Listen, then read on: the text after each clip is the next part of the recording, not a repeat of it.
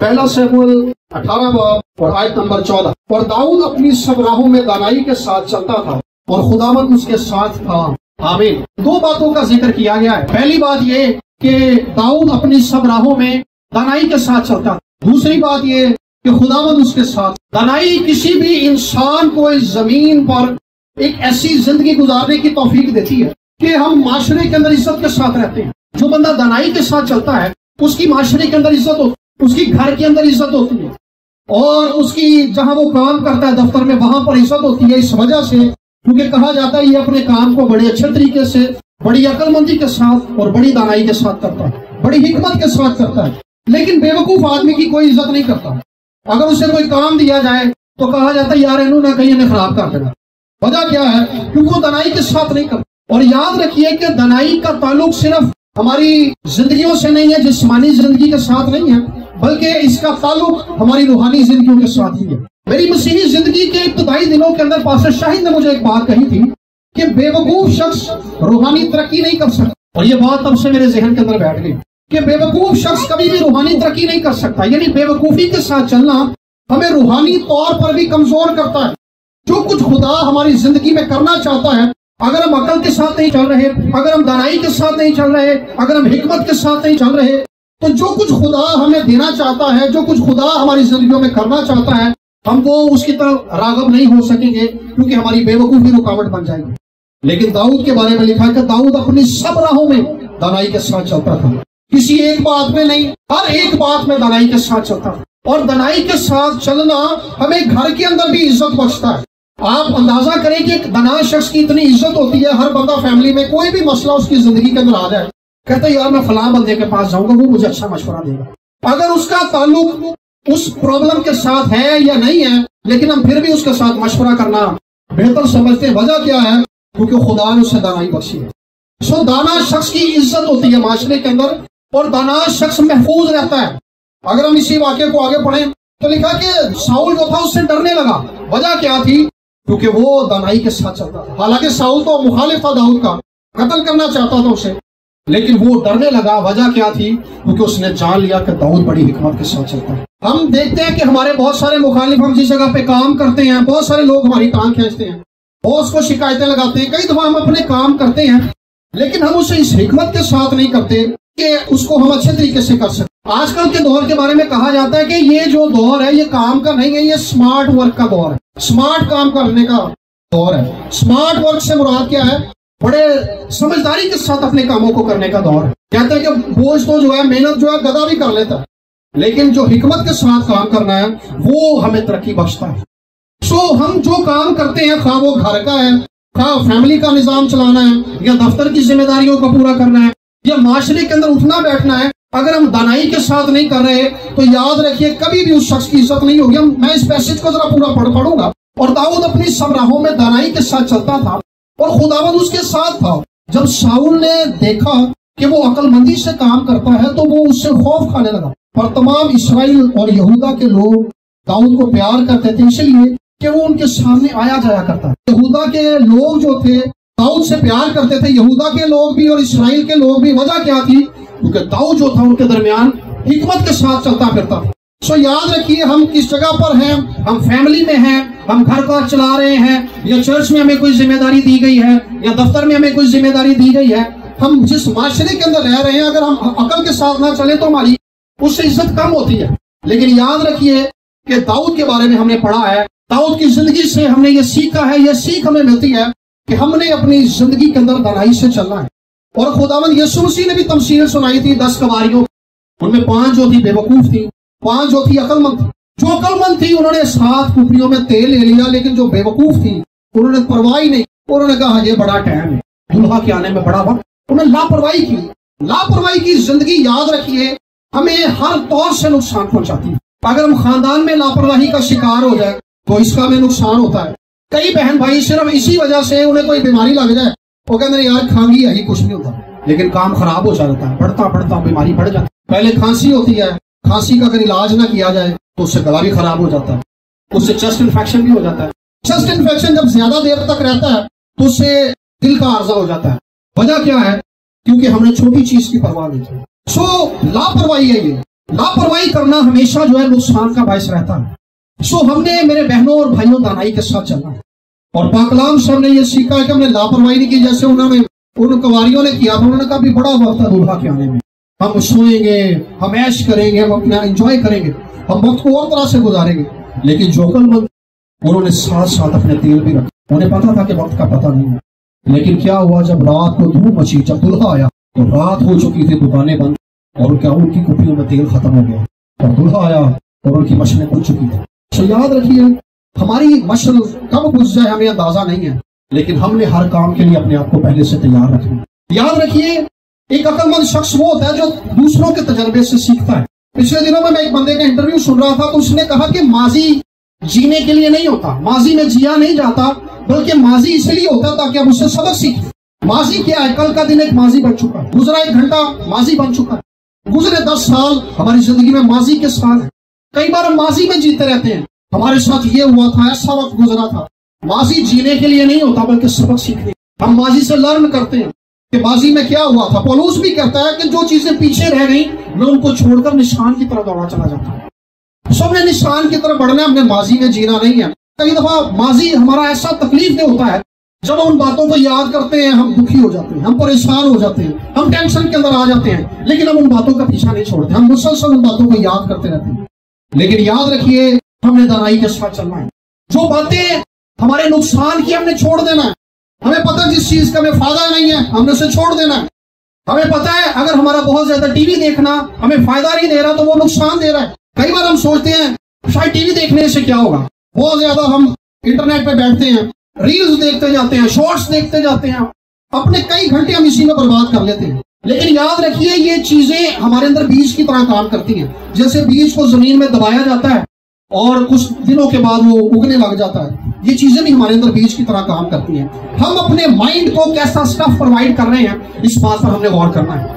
हम किस किस्म की किताबें पढ़ रहे हैं, हम किस किस्म की वीडियोस देख रहे हैं, हम किस किस्म की सोचों को सोच रहे हैं, हमने इन बातों पर गौर करना है। एक खादिम के बारे में मैंने सुना, उसने कहा कि मैं किताबें पढ़ता हूँ या बाइबल पढ़ता हूँ, इसके अलावा मैं कोई और, ना मैं टीवी देखता हूँ ना मैं कोई प्रोग्राम देखता हूँ। वजह क्या है? वो कहता है कि मैं अपने माइंड को अच्छा स्टफ देना चाहता हूँ जिससे हमारी ग्रोथ हो। सो हम अपनी लाइफ के अंदर बार-बार देखते हैं इस बात को कि हम बड़ी जगहों पर रुकावट का शिकार हैं, और जिंदगी के अंदर बहुत सारी ऐसी चीजें हैं जिनको हम आज भी वैसे ही कर रहे हैं जैसे आज से 10 साल पहले कर रहे हैं। सो याद रखिए, अगर हम माजी को ही दोहराएंगे, माजी की प्रैक्टिस को दोहराएंगे, जो कुछ हमने माजी में किया था आज भी वही करेंगे, तो जो हमें आने वाले दिनों में वही मिलेगा जो आज मिल रहा है। क्योंकि जो कुछ हमें आज फल मिल रहा है ये इसी वजह से मिल रहा है क्योंकि हमने माजी लापरवाही के साथ गुजार दिया। और अब्दियत के रास्ते पर याद रखिए, हम बेपरवाही के साथ नहीं चल सकते। अब्दियत के रास्ते पर खबरदार होकर चलना है, हमें मुहतात होकर चलना है। हमें देखना है कि हमने किस तरह से हम चल रहे हैं, हम किस तरह से खुदावत के साथ चल रहे हैं, हम अपने वक्त को किस तरह से यूटिलाइज कर रहे हैं। हमारी जिंदगी के अंदर मसाइल की एक बड़ी वजह यह है क्योंकि हमने अपनी जिंदगी के अंदर सीखा कुछ नहीं है। हमने अपने आप को तरबियत की तरफ मायल नहीं किया अभी तक। और कलाम के अंदर लिखा है कि जो तरबियत है, जो तालीम है, अमसाल की किताब में लिखा है, वो हयात का चश्मा है। सो जिंदगी में चलने के लिए, जिंदगी में आगे बढ़ने के लिए हमें हिकमत की जरूरत है।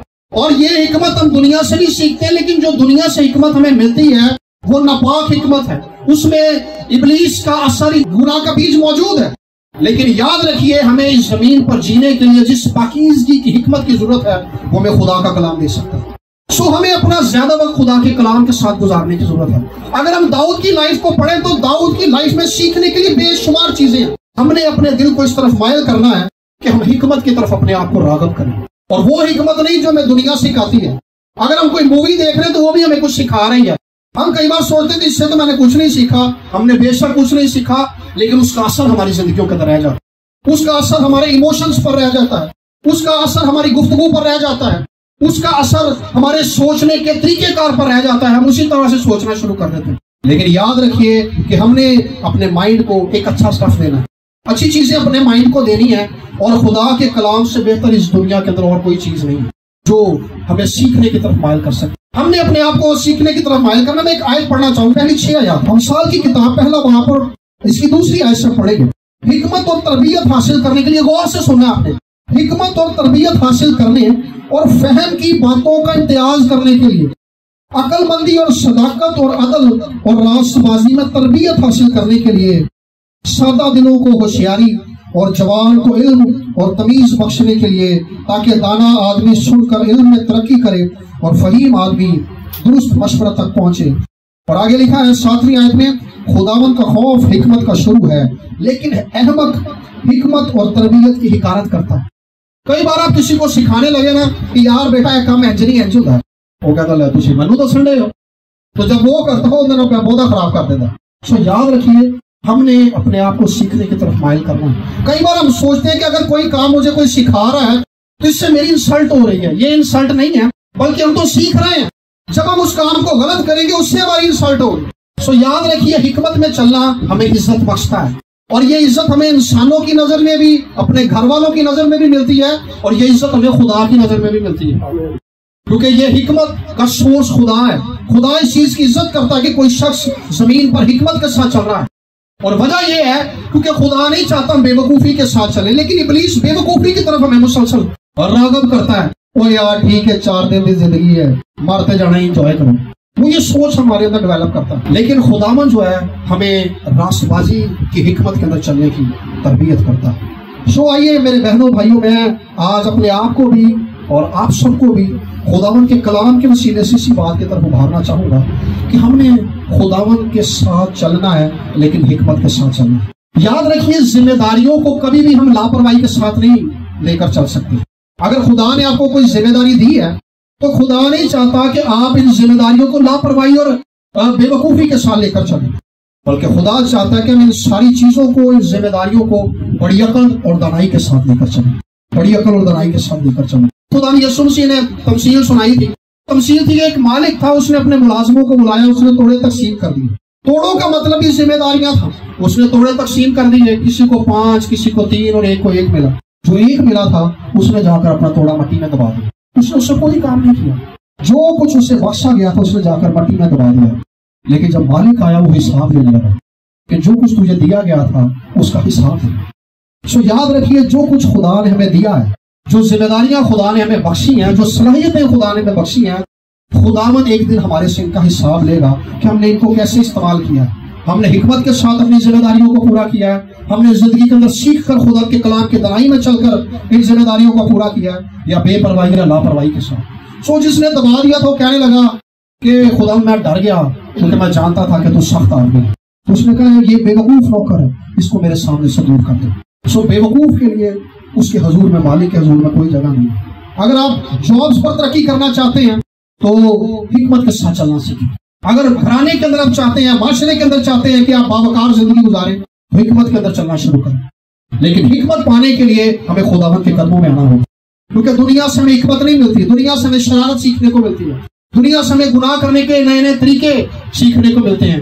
لیکن پاک حکمت جس میں ہمیں چلنا ہے، جس کے وسیلے سے ہم خدا کو جلال دے سکتے ہیں، وہ خدا کا کلام ہمیں دے گا۔ یعقوب کے خط کے پہلے باب کی 5ویں آیت کے اندر لکھا ہے، لیکن اگر تم میں سے کسی میں حکمت کی کمی ہو تو خدا سے مانگے، وہ بغیر ملامت کیے سب کو فیاضی کے ساتھ دیتا ہے۔ بڑے دل کے ساتھ، ہم کہتے ہیں نا بڑا بڑا دل ہے، خدا حکمت کو فیاضی سے دیتا ہے۔ سو خدا چاہتا ہے کہ ہم جتنے خداوند کے ساتھ چل رہے ہیں، ہم روحانی حکمت سے بھی بھر جائیں، ہم جسمانی حکمت سے بھی بھر جائیں، ہم اپنی زندگیوں کو بھی اچھے طریقے سے گزاریں، ہم اپنے خاندانوں کو بھی اچھے طریقے سے چلائیں، ہم اپنے گھرانوں کو بھی اچھے طریقے سے چلائیں۔ ایک شخص نے کہا تھا کہ آج کے دور کے اندر اگر کوئی جاب لیس ہے تو یہ اس کی اپنی بے وقوفی ہے، کیونکہ یہ ایک ایسا دور ہے جس کے اندر آپ تھوڑی سی عقل کو استعمال کر کے پیسہ کما سکتے ہیں۔ اگر کسی کے پاس کوئی جاب نہیں ہے، اس کے پاس موٹر سائیکل ہے تو وہ اوبر میں لگا سکتا ہے۔ حکمت کا استعمال کرنا ہے۔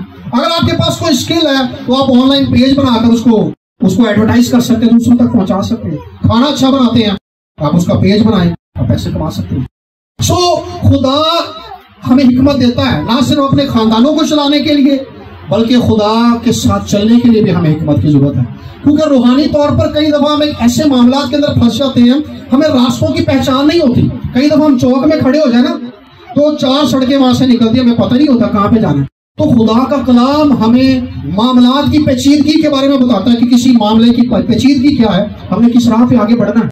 تو یہ خدا کا کلام ہمیں سکھاتا ہے، لیکن ہمیں اس بات کو آج ماننا ہوگا کہ ہم واقعی دانائی کے ساتھ نہیں چلے ہیں۔ لیکن جب تک ہم یہ سوچتے رہتے یار میرے نال سمجھدار بندہ ہی کوئی نہیں ہے، پھر ہم اس مانگنے کی طرف نہیں آتے خداوند سے. جب ہم اس بات کو قبول کرتے ہیں کہ ہاں مجھ میں یہ کمزوری ہے، یاد رکھیے یہی وہ لمحہ ہوتا ہے، یہی وہ وقت ہوتا ہے جو تبدیلی کا وقت ہوتا ہے. خدا چاہتا ہے کہ ہم داؤد کی طرح دانائی کے ساتھ چلیں. خدا چاہتا ہے کہ ہم یسوع کی طرح دانائی کے ساتھ چلیں. کلام میں پولس کہتا ہے کہ ہمیں مسیح کی عقل ہے. جب ہمیں مسیح کی عقل ہے، یہ عقل ہمیں کام کیوں نہیں کرتی؟ کیونکہ ہم اپنے آپ کو خدا کے آگے جھکاتے نہیں، خدا کے آگے پیش نہیں کرتے کہ خداوند مجھے عقل کی ضرورت ہے، مجھے حکمت کی ضرورت ہے، مجھے تیرے ساتھ چلنے کے لیے، اپنی زندگی کو گزارنے کے لیے تیری حکمت کی ضرورت ہے. آئیے آج آنکھوں کو بند کریں گے، اور جس بات پر ہم نے آج خدا کے پاک کلام میں سے غور کیا کہ خدا اپنے مانگنے والوں کو حکمت فیاضی کے ساتھ دیتا ہے. کئی چیزوں کو ہم نے اپنی زندگی کے اندر اپنی بے وقوفی کی وجہ سے خراب کر لیا، کئی چیزوں کا ہم نے اپنی بے وقوفی کی وجہ سے نقصان کر لیا، کئی روحانی نعمتیں ہم نے اپنی بے وقوفی کی وجہ سے کھو دی کیونکہ ہم بے وقوفی کے ساتھ چلتے ہیں. یاد رکھیے کہ وہ اپنے مانگنے والوں کو فیاضی سے دیتا ہے.